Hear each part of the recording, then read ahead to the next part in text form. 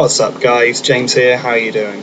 So this is a question for Stephen Molyneux, but anyone else who wants to give this question a go, please feel free to answer in the comment section or send me a video response. So I've been quite heavily looking into libertarianism quite a lot recently, and I've been challenging my political views. Certainly without a doubt I would consider myself a social libertarian. As far as I'm concerned, the state has absolutely no right in telling people what they should do with their lives, what they can do with their bodies, or what they can do to any other consensual person. There's also some very strong ethical arguments I can see in favour of it as well, but I'm not going to be getting into that now. As for the economic arguments, I think there's some quite clever ideas being put across by from the libertarian side. Certain people at least, other people not so much. But I'm not entirely convinced of that yet, and I'm not sure where my political views are going to be heading over the next few weeks or months. Anyway, this video is regarding two videos which Stephen uploaded recently talking about climate change. So Stephen seems pretty adamant that human-caused climate change is bullshit, and I very strongly disagree with him. Yes, there are groups which want to massively exaggerate the concerns of global warming in order to sell their hippie products or spread fear, and some of these people I consider to be just as bad as the denialists. But again, that is a topic for another video. Now, your first video, Stephen, I thought was quite ridiculous. You are basically trying to compare people who believe in alien abductions, a group of people which has always been very, very marginal and composed of mainly lunatics. You're comparing that group of people with a group of people who accept global warming, a view shared by the majority of scientists in the appropriate field.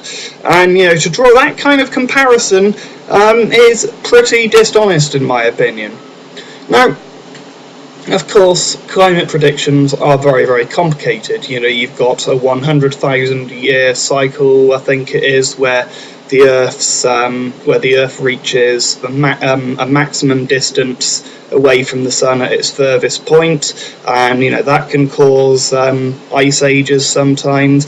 The Earth also wobbles on its axis and wobbles that way as well, and that's over different cycles.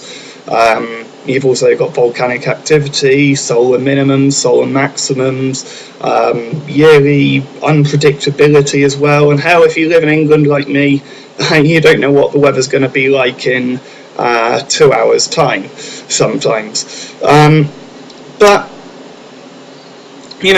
all of these effects, so you've got all of these effects taking place at the same time, and it can, of course, it makes climate prediction very, very difficult. And if you've got a graph which does this, it's quite easy to pick a point here and a point here where it's zigzagging, and then you go, aha, see, global warming isn't happening. And from a lot of the stuff I've seen from the denialists, that's the kind of cherry picking of data which I've seen at best, and at worst I've seen quite a high level of blatant lying with things, claims which are just completely unsubstantial.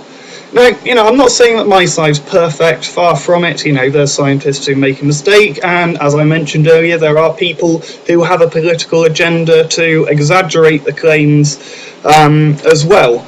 But from the data I've looked at, the large-scale analysis as well, which I've seen, and the fact that the vast majority of scientists in the appropriate fields accept it, it does seem like climate change is very much a reality.